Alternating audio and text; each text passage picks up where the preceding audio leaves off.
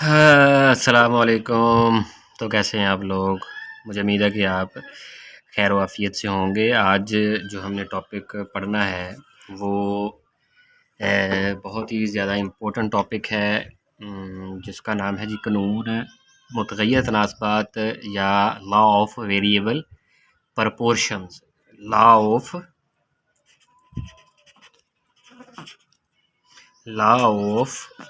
Variable proportions. ये बहुत ही ज़्यादा इम्पोर्टेंट टॉपिक है ये भी।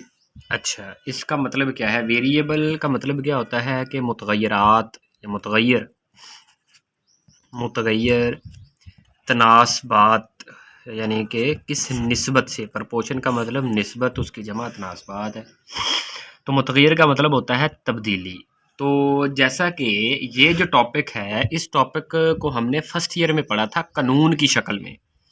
हमने कानून पढ़े थे 3 कानून पढ़े थे हमने कि लॉ ऑफ इंक्रीजिंग रिटर्न पढ़ा था, लॉ ऑफ कांस्टेंट रिटर्न पढ़ा था और लॉ ऑफ डिक्रीजिंग रिटर्न पढ़ा था कि नहीं? कि कारोबार की बेसिकली 3 शक्लें होती हैं। तो 3 शक्लों से मुराद क्या है कि शुरू में हमारी पैदावार बढ़ती है, यानी कि हमारी कॉस्ट क्या होती है? कम। ये याद रखना है जो मैं मतलब कह रहा हूँ। अभी हमने शुरू नहीं किया टॉपिक। जो भी हम कारोबार करते हैं उसकी 3 स्टेजेस होती हैं कि शुरू में पैदावार बढ़ती है, इसका मतलब है कि उस जगह पे हमारी जो कॉस्ट है वो कम हो रही है। फिर Aahista Aahista with the passage of time, जैसे जैसे वक्त गुजरता है वो पैदावार बराबर आना शुरू हो जाती है, बिल्कुल कांस्टेंट हो जाती है, और उस जगह पे जो कॉस्ट है वो भी बराबर हो जाती है। अगर फिर भी उसी कारोबार को अगर हम जारी रखेंगे तो पैदावार में कमी आना शुरू हो जाएगी। इसका मतलब कि अब यहाँ पर हमारी कॉस्ट बढ़ना शुरू हो गई है, जिसकी वजह से पैदावार में कमी आना शुरू हो गई। तो ये 3 कानून हमने पढ़े थे फर्स्ट ईयर में। तो आई.कॉम में, ICS में, FA, IT, यानी कि जिस जिस जगह पे इकोनॉमिक्स फर्स्ट ईयर की इकोनॉमिक्स जो है ना, उसमें हमने ये 3 कानून पढ़े थे। अब इन तीनों कानून का जो कंबाइन है ना, उनको हम कहते हैं वेरिएबल प्रपोर्शन। और इसकी तारीफ के अंदर ही हम क्या करेंगे, इसकी तीनों जो कानून है उसकी डेफिनेशन को हम यकजा करके, इकट्ठा करके हम उसको पढ़ेंगे। बिल्कुल सेम इसकी जो डेफिनेशन है वो बिल्कुल सेम है जितनी जैसे कि कानून की हमने पढ़ी है फर्स्ट ईयर में जो थी उस वही। इसकी तारीफ़ क्या होगी कि अगर किसी एक मुतग़य्यर अमल की इकाइयाँ, अब मैं लिख देता हूँ इधर, आपको समझा भी देता हूँ। एक मुतग़य्यर अमल की इकाई, एक मुतग़य्यर अमल की इकाइयाँ दीगर मुअय्यन आमलीन पर लगाई जाएं तो मुतग़य्यर अमल की हर ज़ायद इकाई की पैदावार में पहले इजाफा होगा। ये देखें, अब वो कहता है यहाँ पे कि मुतग़य्यर आमल और मुअय्यन आमल, ये 2 चीज़ें हमने समझनी है। एक हिस्सा लिख दिया है, समझो कि जो लॉ ऑफ इंक्रीजिंग रिटर्न है ना, वो लिख दिया है मैंने कि शुरू में जो पहले वाली उसमें पैदावार में क्या होगा? इजाफा होगा। ये लिख दिया मैंने। आगे भी इसकी तारीफ आगे भी है। मुतग़य्यर और मुअय्यन आमल समझ लें। मिसाल के तौर पर हमारे पास जो मुतग़य्यर आमल है, मुतग़य्यर आमल वो होते हैं चेंज। अभी हमने पढ़ा है मुतग़य्यर तनासबात का मतलब जो चेंज होते हैं। ठीक हो गया। फिर मुअय्यन आमल कौन से होते हैं? मुअय्यन आमल का मतलब होता है फिक्स, ऐसे अवामल जो कि फिक्स होते हैं। तो वो कहता है कि मुतग़य्यर आमल की इकाइयाँ, यानी कि एक मिसाल देता हूँ। हमारे पास एक एकड़ ज़मीन है, और वो जो 1 एकड़ ज़मीन है वो है हमारे पास मुअय्यन आमल। ठीक हो गया। वो हमारे पास क्या है? मुअय्यन आमल।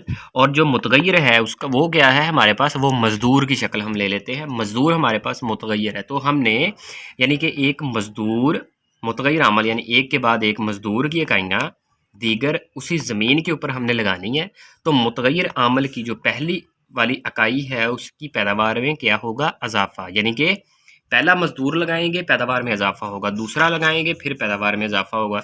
एक स्टेज आएगी कि इस इजाफे में कमी आना शुरू हो जाएगी और वो मनफी भी जा सकती है। दो स्टेजेस हैं, या तो इंक्रीज़ होता है, कांस्टेंट होता है, और कम होता है। एक ये स्टेज है, या हम कानून में ये भी इस्तेमाल कर लेते हैं कि पहले बढ़ता है फिर कम होता है फिर नफ़ी हो जाता है, मनफी हो जाता है, जो दोनों स्टेजेस ठीक है। ठीक है, तो वो कहता है कि अब मुतगय्यर अमल की इकाइयाँ दीगर मुअय्यन अमल इन पर लगाई जाएँ तो हर ज़ायद इकाई में पहले इजाफा होगा, फिर एक नुक्ते के बाद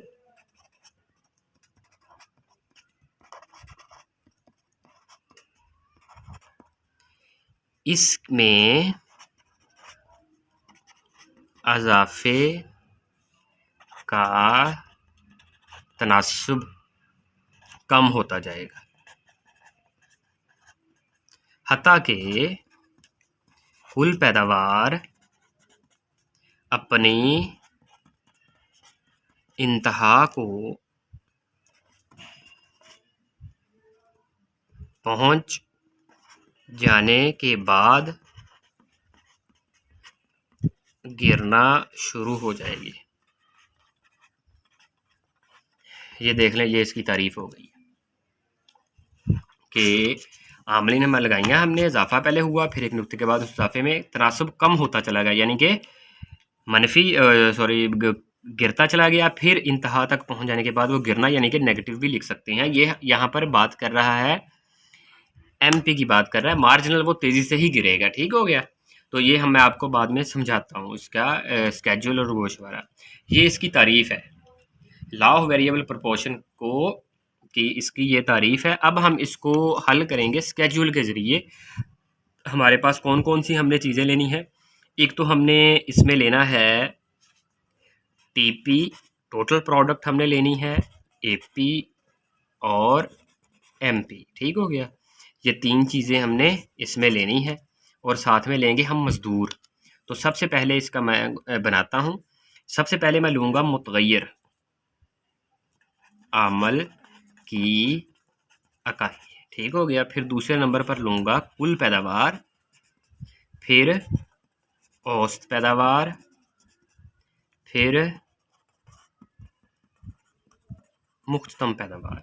तो मैं फ़र्ज़ कर लेता हूँ हमारे पास 2, 3, 4, 5, 6, 7, 8, 9, 10। ठीक हो गया, ये हमारे पास हो गया जी कुल पैदावार। मुख्तसम पैदावार, अब देखें आप, मुख्तसम पैदावार जो है वो हमने खुद से फ़र्ज़ करनी है। मुख्तसम पैदावार हमने क्या करना है, खुद से फ़र्ज़ करनी है। तो मुख्तसम पैदावार खुद से फ़र्ज़ हमने कैसे करनी, अभी मैंने आपको समझाया। मुख्तसम पैदावार ही अपने अपने अपने से लिखनी है, और बाकी ये दोनों चीज़ें हमारे पास आ जाएंगी। ठीक हो गया, अब लिखनी कैसे है, तो अभी हमने जो कानून पढ़े हैं वो क्या पढ़ा था कि पहले पैदावार हमारे पास क्या होती है, बढ़ती है, फिर उस पैदावार में कमी आना शुरू हो जाती है, फिर वो पैदावार क्या होती है, मनफी में चली जाती है। तो हम इधर दे लिखेंगे सबसे पहले मुख्तसम में, सबसे पहले तो कुछ नहीं लिखते क्योंकि इसमें इसका मतलब चेंज होता है। तो फिर हमने तीसरे नंबर पर 30, 40, ये देखें हमने पैदावार यहाँ पर बढ़ा दी। अब यहाँ पर पैदावार बढ़ाई है तो फिर ये 30, 40 होगी। अब हम क्या करेंगे, इसको कम करना शुरू कर देंगे। 20, 10, 0, 4, 0, -9 और -15। ये मैंने अपने से लिखी है, आप भी अपने से लिख सकते हैं, और उसमें माइनस और मनफी लाजमी होनी चाहिए। ठीक हो गया, क्योंकि पता चल जाएगा कि हमारे पास पैदावार बढ़ कहाँ तक रही है और कमी किस जगह पे है, और जो नेगेटिव है वो किस जगह पे हो गया है। ठीक है, तो ये मैंने मुख्तसम पैदावार अपने से फ़र्ज़ कर ली है। आपने घबराना ही नहीं है कि ये कैसे 10 के बाद 4 कैसे आया, तो मैंने कम की है। 5 भी लिख सकते हैं आप, फिर 0 लिख सकते हैं, फिर -5 लिख सकते हैं, फिर -10 लिख सकते हैं। ठीक हो गया। अच्छा, अब औसत पैदावार हमने निकालनी है। कुल पैदावार पहले निकाल लेते हैं। तो कुल पैदावार में 20 को और 30 को करना है जमा, 50 में 40 जमा करना है, 90 में 30 जमा करना है, 120, फिर 20 जमा करना है 140, फिर 10 जमा करना है 150, फिर 4 जमा करना है, फिर 154, फिर 154 0 जमा करना है, फिर -9 करना है तो 145, और फिर -15 करना है तो 130। ये हमारे पास होगी जी कुल पैदावार। इधर 20 इस वजह से लिखा है कि इधर हमारे पास 30 के ऊपर 20 ही है, तो 20 को हम आगे जमा करते जाएंगे ना, तो हमारे पास आ जाएगा टोटल पी। यानी कि टोटल पी को हम कैसे करेंगे, मार्जिनल पी को हम क्या करेंगे, जमा करेंगे।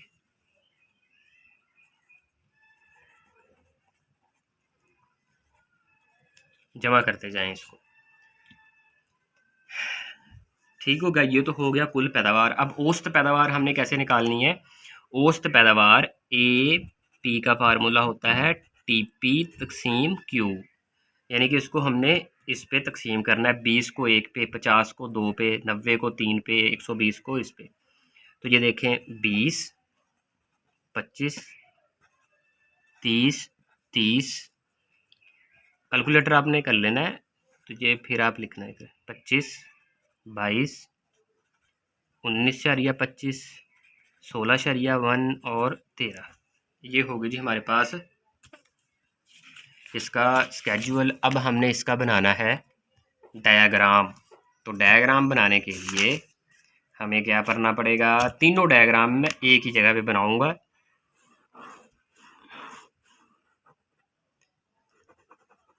चलो 2 बना लेते हैं डायग्राम।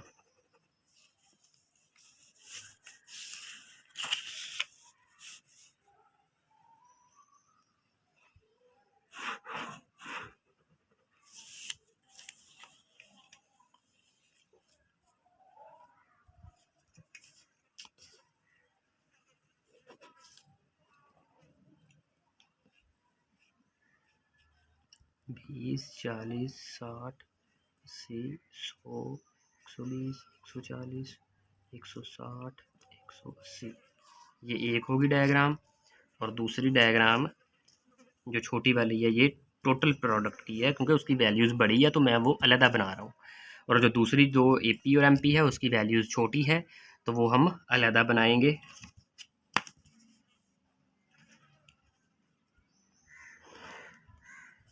एक्स, 1, 2, 3, 4, 5, 6, 7, 8, 9। अब ये जो मैंने डायग्राम बनाई है इसको गौर से देख लें। ये जो बिल्कुल से बिल्कुल ऊपर होनी चाहिए एक नुक्ता इधर, दोनों बराबर बनानी है ये वाली, फिर ये सही बनेगी डायग्राम। अगर दोनों साथ में ना बनाई तो फिर डायग्राम ये सही नहीं बनेगी, क्योंकि हमने बताना है कि जो 3 कानून है, जो तकसीर हासिल है, तकलील है और जो मनफी है, वो किस किस जगह पे आ रहा है। तो इस वजह से ये तीनों इकट्ठी बनानी पड़ेगी, दोनों डायग्राम इकट्ठी बनानी पड़ेगी। 9 तक मैंने लिख लिया है। और इधर आ गया जी 10, -10, -20, 20, 30, 40, 50, 60, ये होगा जी 70। ये मैंने डायग्राम बना दिया। इधर आगे जी मुतगय्यर और इधर एपी और एमपी। चले, सबसे पहले हमने डायग्राम को देखना है। डायग्राम को देख के गोशवारे को देखना है। गोशवारे को देख के हमने डायग्राम बनानी है 9 तक। तो सबसे पहले हम बनाते हैं कुल पैदावार का। 1 पे 20 है, 20, 50, 90। 1 पे 20, 2 पे 50, 3 पे 90, 4 पे 120, 5 पे 150, यहाँ पे 150 आता है, फिर 154, थोड़ा सा ऊपर 54 कर लें, फिर 154, फिर 145, 40 और 45, और फिर है जी 130। इसको मैं मिलाऊंगा,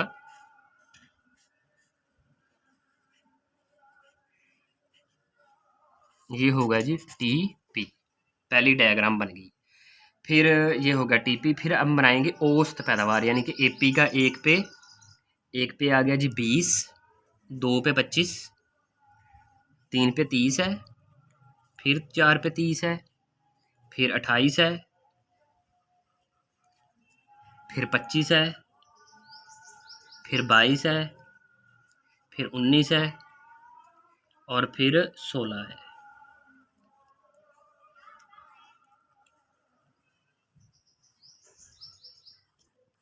ये होगा जी एपी। अब हम बनाएंगे एमपी का। पहले पे 20,